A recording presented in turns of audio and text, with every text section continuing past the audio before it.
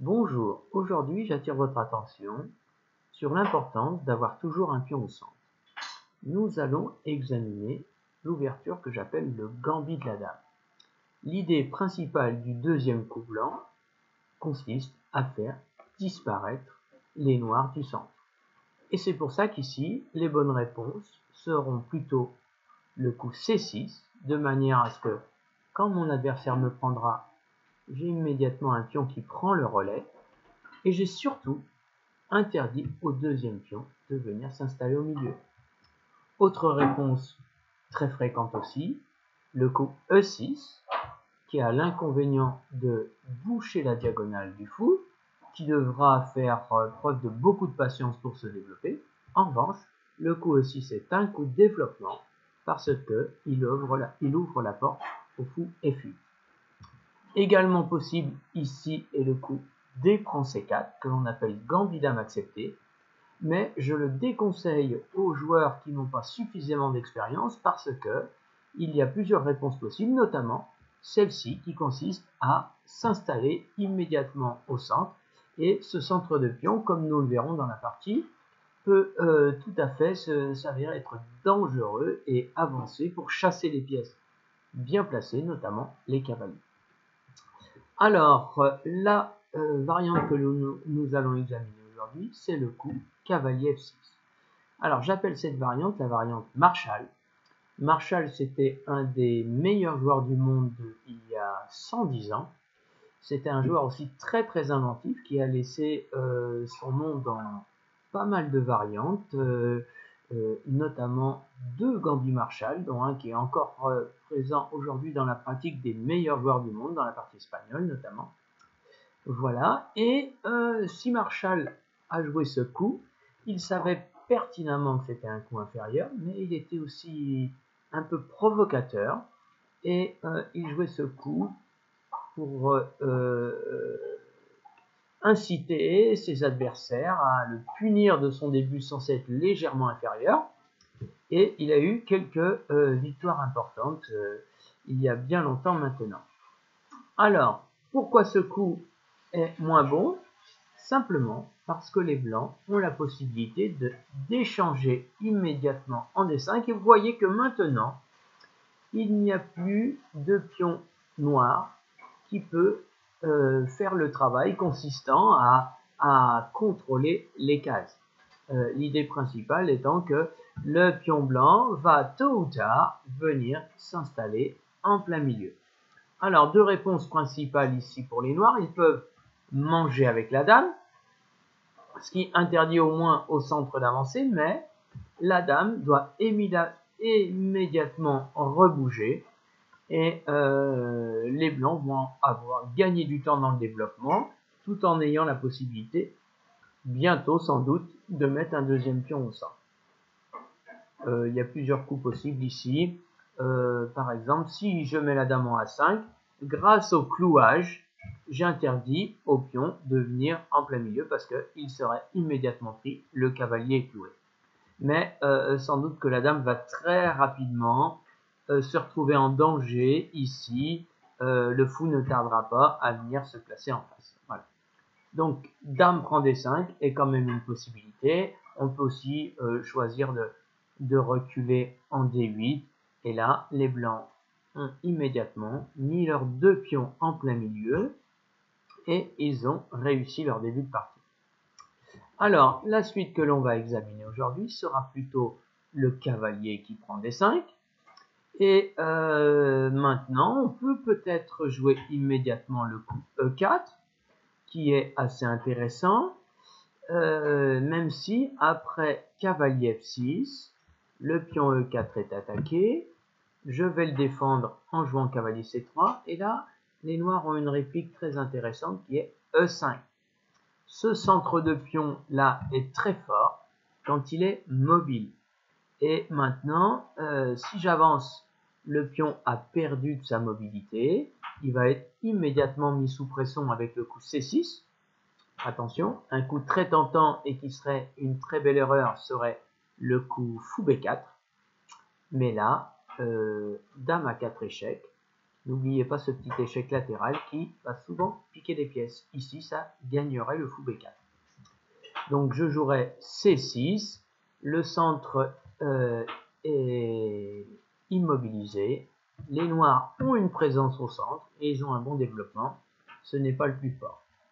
L'autre essai ici serait échangé en E5, mais là, quand la ligne D s'ouvre rapidement au début de la partie, le premier coup que je dois examiner, ça va être l'échange des dames. Et les blancs ont deux possibilités. Ils peuvent prendre avec leur cavalier et les noirs récupèrent le pion qu'ils ont perdu en jouant cavalier prend E4. Alors si j'examine la position, je vois que toutes les pièces blanches sont sur la première rangée. Les noirs ont déjà un cavalier en plein milieu. Ils n'ont pas de problème de développement. Les fous ont des très bonnes sorties. Vous voyez, il y a un pion au centre, mais il est un petit peu éloigné de sa base. Il n'a pour l'instant aucun soutien. Deuxième possibilité, après l'échange des dames, ce serait prendre avec le roi. Comme ça, le pion E4 reste protégé. Mais là, les noirs ont l'excellente réponse, cavalier G4, qui menace de prendre le pion F2 en faisant une fourchette, et attaque le pion E5. Les noirs vont récupérer le pion perdu avec un développement assez facilité, et le roi blanc qui est déroqué risque d'être un peu exposé, gêné par ses propres pièces. C'est la raison pour laquelle ici le coup que je recommande, c'est d'abord mettre le cavalier en F3, on empêche le contre-coup E5, et ensuite seulement, quand les blancs se sont développés, les noirs ont joué un coup de développement, on mettra le pion E4. Alors, le moindre mal ici est peut-être de jouer le fou en F5, même si le rôle est plutôt, serait plutôt pour le pion d'empêcher le centre de prendre les blancs de prendre toute la place au centre. Le coup fou F5 peut se voir répondre à dame B3. Alors, le fou, que je vais appeler le fou dame, il était en C8 pour les noirs, il est en C1 pour les blancs, et souvent la dernière pièce légère à sortir, et quand elle sort un peu tôt, eh bien, il y a souvent ce type de contre-attaque là, où le pion B7 est immédiatement attaqué. Si on avance ce pion pour éviter qu'il soit pris, on va créer des faiblesses. Voilà. Alors, les noirs ont quand même une réplique intéressante ici, c'est ils choisissent le développement à tout prix, et n'hésite pas à perdre le pion B7 si la dame va à la chasse, il y a ce type de contre-attaque qui menace de faire la fourchette ici. Ce n'est pas si clair. Voilà. Donc fou F5 est peut-être un coup jouable, encore, en revanche, assurément inférieur, et le coup que j'ai vu quand même assez souvent, cavalier C6. Les blancs maintenant sont prêts à s'installer en plein milieu, ils mettent leur pion en plein milieu, le cavalier retombe sur son départ. On avait le même type de suite qui pouvait se produire après le coup de cavalier B6. Donc sur cavalier F6, on va d'abord, avant d'entreprendre quoi que ce soit, sortir le cavalier en C3. Et là, on doit tous avoir ce type de situation en tête. Voilà un début réussi pour les blancs. Les deux cavaliers sur leur case naturelle, les deux pions au centre qui sont très puissants, et toutes les lignes ouvertes pour les fous, éventuellement pour la dame aussi. D'accord ? En revanche, les deux cavaliers noirs sont très bien placés, mais comme il n'y a aucun soutien pour ces cavaliers-là au centre, eh bien, dès qu'ils le décideront, les blancs avanceront et chasseront ces cavaliers bien placés qui devront partir sur des moins bonnes cases. Alors, nous allons suivre maintenant une partie qui a été jouée à Madrid en 1934. Le joueur qui avait les blancs, c'était le grand maître Lilienthal, qui était un des grands maîtres à une longévité extraordinaire et qui a à son palmarès plusieurs champions du monde. Je sais qu'il a gagné contre Capablanca, qui a perdu très peu de parties dans sa carrière, Lasker, et il a aussi battu Botvinnik et peut-être même d'autres, il faudrait vérifier. Donc l'adversaire de Lilienthal, un joueur que je ne connais pas, a joué ici le coup fou G4. Attention, idée très importante, quand le fou vient en G4, il s'en prend au cavalier F3 qu'il a cloué ou qu'il peut éliminer. Donc de façon indirecte, le fou qui vient en G4 attaque le pion D4 et la case de 5. C'est le moment que choisissent les blancs pour avancer le pion. Ils avancent le pion qui est en danger et ils attaquent le cavalier C6. Alors, le moindre mal pour les noirs, peut-être, ce serait de ramener le cavalier sur son départ. Mais là, je ne sais pas quels sont les meilleurs choix. On a envie de continuer d'avancer. Et je sais que toutes les pièces qui viennent juste de bouger, qui doivent retourner sur le départ, ça ne peut pas être bon signe.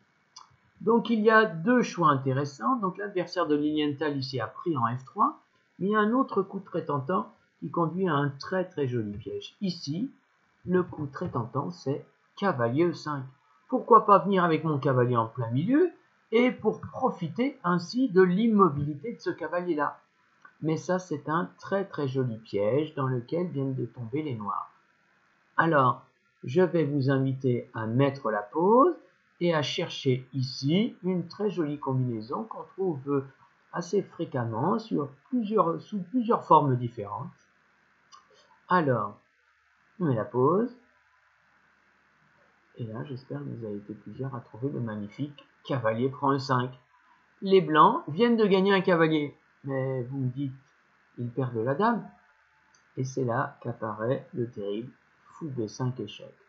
Et grâce à la présence du terrible pion D5 et du magnifique contrôle qu'ont les blancs du centre, les noirs ne vont pas pouvoir garder leur dame, ils vont reperdre leur dame et ils auront le cavalier perdu en E5 qui sera en moins. Alors qu'est-ce qu'on peut examiner comme défense pour les noirs ici? Il n'y en a pas 36, hein. Ce serait plutôt jouer le pion en C6. On remarque facilement que après fou B5 échec, si je couvre avec le cavalier, les blancs prennent simplement en D7 échec, un seul coup autorisé manger avec la dame, le cavalier prend, maintenant si le roi prend en D7, on prend en D1 et vous pouvez compter les pièces, les blancs ont un cavalier d'avance. Deuxième possibilité, qui a l'air d'être une réfutation, c'est je mets le pion en C6. Mais là, les blancs prennent en C6 et ils ont plusieurs menaces. Ils menacent de faire échec à la découverte en avançant le pion. Ils menacent de faire échec à la découverte en prenant le pion B7.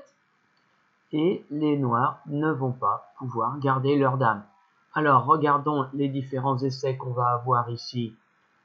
Si je peux prendre C6, le fou prend C6, et là, je suis obligé de redonner la dame.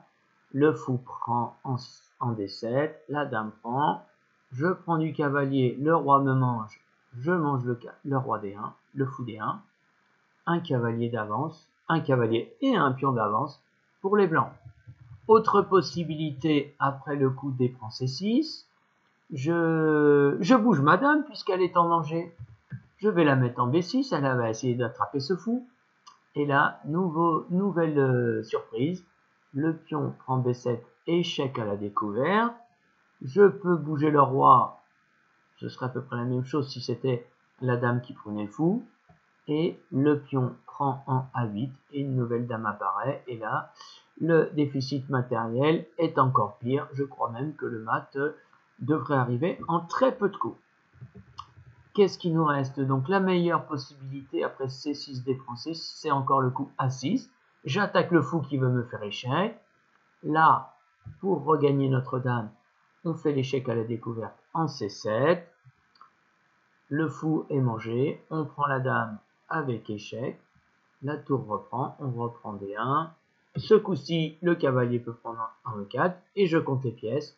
Les blancs ont un cavalier d'avance et ils ont perdu seulement, ils ont un pion en échange du cavalier, un avantage qui doit normalement être décisif.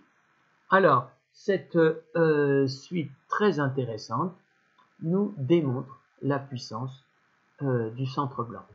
Alors, dans la partie que nous allons observer, le joueur qui avait les noirs doit connaître l'astuce, et ici il choisit d'abord de prendre un F3, et se disant que s'il prend avec la dame, le cavalier sautera au milieu en E5 ou en D4 en attaquant la dame. Mais Lilienthal choisit de prendre avec le pion. L'idée pour lui est d'avoir un vrai rouleau compresseur de pions. Donc c'est ce que j'appelle l'effet bulldozer. Le cavalier saute au milieu, on l'attaque. Il va en G6, on l'attaque. Il retourne au milieu, on l'attaque. Alors quand vous regardez cette position, vous dites mais ça va à l'encontre de ce qu'on a appris quand même.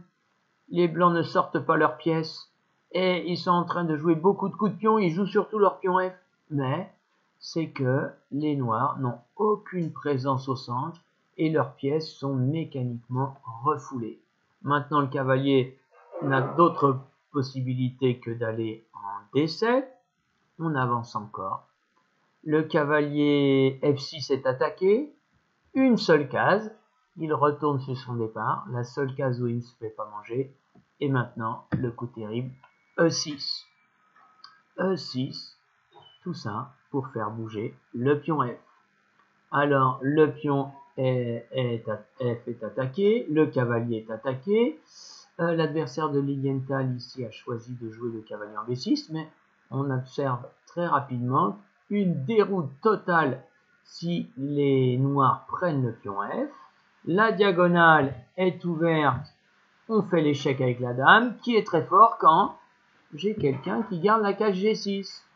Seul coup autorisé G6, je prends. Évidemment, si le pion H prend G6, on a le choix de manger la tour, ou encore plus fort, de faire échec et mat. Alors, qu'est-ce qu'on peut essayer? Cavalier sort, attaque la dame, et là, vous pouvez mettre la pause. Vous avez une très jolie réplique à trouver pour les blancs. G7, échec à la découverte. Seul coup autorisé, manger la dame. Le pion prend la tour et une nouvelle dame apparaît. Bilan des courses, les blancs ont gagné une tour. Une tour, c'est beaucoup. J'aime bien dire une tour, c'est lourd. Alors, après le coup E6, les noirs ont choisi de jouer cavalier B6. La dame sort, menace, échec et mat. Alors, vous allez voir, l'idée principale de ce coup, c'est surtout ne pas laisser la dame en face la dame pour éviter l'échange des dames. Je vous ai dit, dès que la colonne D s'ouvre, le premier coup que j'examine, c'est l'échange des dames. Là, la menace de mat n'a pas 50 réponses possibles. G6, cavalier H6 était possible aussi, il y avait le même type de suite. Et l'échec qui ressemble beaucoup à notre piège de tout à l'heure. Fou B5 échec. On est obligé de jouer C6. Aïe, je vous dis toujours, jouez simple aux échecs. On vous attaque une pièce et sauvez la pièce. Et surtout, vous évitez de faire l'échec qui va mettre une deuxième pièce en danger. Sauf que là, Lilienthal, il a vu un petit peu plus loin. Effectivement, le pion G6 peut manger la dame. Le pion C6 peut manger le fou. Mais Lilienthal a choisi de prendre. Maintenant, de toute façon, il n'y a pas de bonne réponse pour les noirs. Vous voyez pourquoi la dame est partie. Si les noirs avaient l'opportunité d'échanger les dames en faisant un échec, ça les sauverait. Alors l'adversaire a choisi de prendre la dame. S'il prend C6, fou prend C6 échec. Et comme dans l'astuce précédente, on va gagner la dame parce que tout se fait avec échec.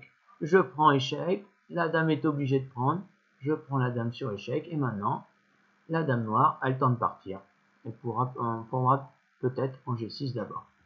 Alors, donc dans la partie, les noirs ont choisi de manger la dame, a suivi échec à la découverte. On doit couvrir en D7. Si c'est le cavalier qui couvre, prise en D7, échec avec le pion.